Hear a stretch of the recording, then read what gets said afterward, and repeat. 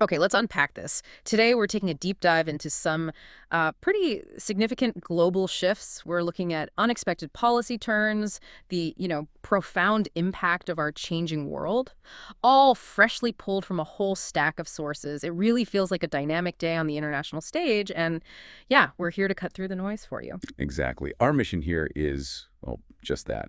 To synthesize information from places like YouTube, KBZK, The New York Post, The Guardian, ABC News, Reuters, The Times, MarketWatch, Wikipedia, and the India Times sources. We're aiming to pull out the most important nuggets, really, help you understand the bigger picture, the implications of today's key international and geopolitical headlines. Okay, so let's start with a major development in U.S. foreign policy. President Trump is apparently set to announce a pretty substantial military aid package for Ukraine. And we're not talking small amounts here. It includes critical Patriot missile systems, vital for high-altitude air defense, plus other advanced weapon. This feels like a noticeable shift, doesn't it? Especially from previous diplomatic approaches.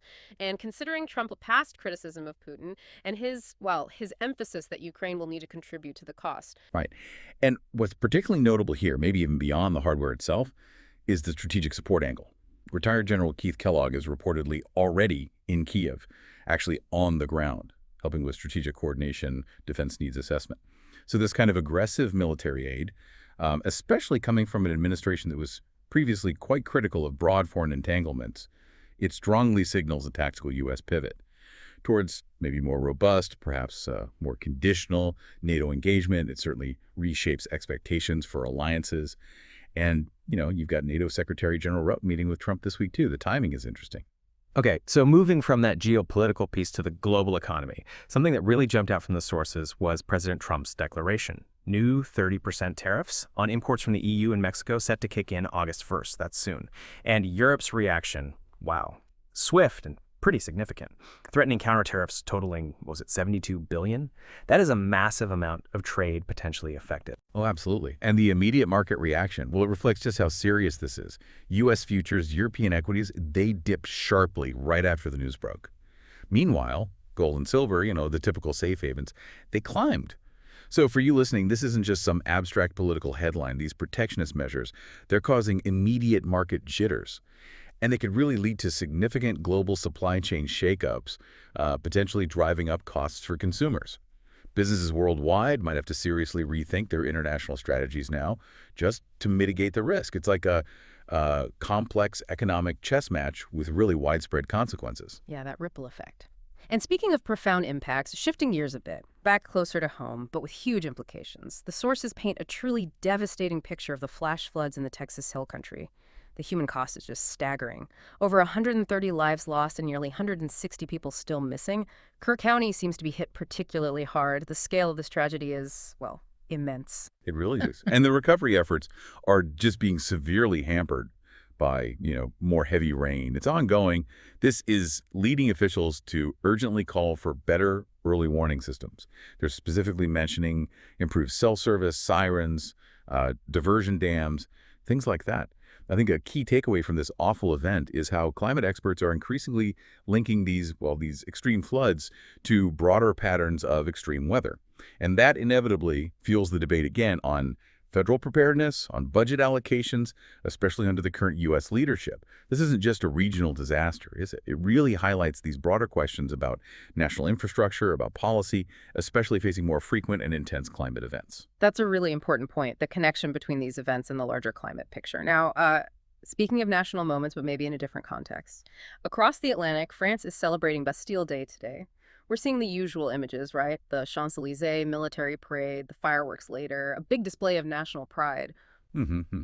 And beyond those traditional celebrations, President Macron's government made a, I think, quite significant sociopolitical gesture, awarding Gisèle Pellicot the Legion of Honor for her incredible bravery in testifying about decades of abuse, a really powerful moment. But the stark contrast here is that this national celebration is happening while France is still gripped by a severe heat wave. And we saw the tragic side of that just recently with a tourist dying at Versailles earlier this month due to the heat. So it kind of leads you to wonder, doesn't it, how societies balance these deep-rooted national celebrations, this cultural heritage, with these escalating environmental challenges that have very real, very direct human impacts. It feels like an increasingly delicate balance that, many nations are grappling with right now. That's a fascinating tension. Okay, so let's bring it over to the UK economy. What's the story there from the sources? Well, UK Chancellor Andrew Bailey has been hinting at possible rate cuts. Seems the job market is cooling off, and the impact. The pound has already fallen to a 3-week low. Expectations for an August rate cut are apparently up around 88% now. Yeah, and as if a slowing economy wasn't enough pressure, Thames Water has had to impose hosepipe bans because of drought concerns. So you have this kind of dual pressure in the UK, an economy potentially slowing enough for rate cuts, and critical infrastructure like water supplies being stressed by drought. It really highlights how intertwined domestic issues are with global economic stability. For you, maybe if you're an international investor or involved in global trade, this signals potential headwinds, definitely currency volatility. It just shows how one major economy's internal struggles can, well, send ripples through international markets pretty quickly. Right, those interconnected ripples again. Okay, let's pivot now to the high-stakes world of global tech competition. This one's big. Alphabet, Google's parent company, has made a really significant move. They've secured AI coding talent and tech from a startup called Windsurf and the price tag, a massive $2.4 billion deal. Wow. Yeah, that's a clear strategic play to significantly expand Google Cloud's AI toolset. It definitely intensifies the rivalry with competitors like Microsoft's Azure and Amazon's AWS.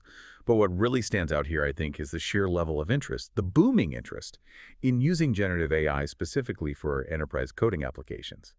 This kind of investment, this level of fierce competition, it signals a really profound shift, potentially, in technological dominance, in innovation worldwide. It tells you that AI integration into core business functions isn't some far-off future thing. It's like happening right now. Yeah, absolutely. That AI race is definitely heating up. Okay, finally, let's turn our attention to India's burgeoning space ambitions. Indian astronaut Shubhanshu Shukla is scheduled to undock from the International Space Station today. It's aboard the Axiom 4 mission happening around 4:3 p.m. IST. And this is undeniably an important moment for ISRO, India's national space agency. But maybe more than that, it throws a really significant spotlight on India's private sector space efforts. The key implication here, the question it raises, is what this means for India's private space industry. It strongly suggests that maybe this new space boom people talk about is genuinely underway there. It really underscores the rapid emergence of new global players and the increasing role of private companies in a field like space exploration, a field that was for so long dominated by state agencies. It's a really dynamic and frankly exciting new frontier unfolding.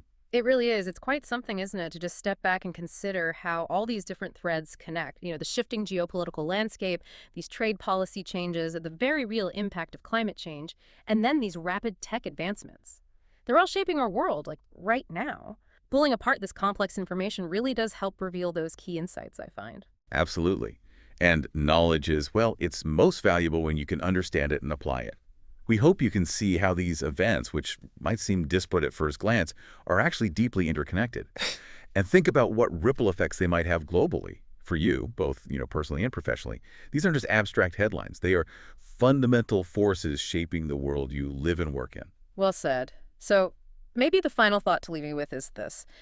In a world where policy shifts, environmental crises, tech breakthroughs seem to collide almost daily, how do we move beyond just reacting to the headlines? How do we start really understanding the underlying forces that are shaping our collective future? Something to mull over.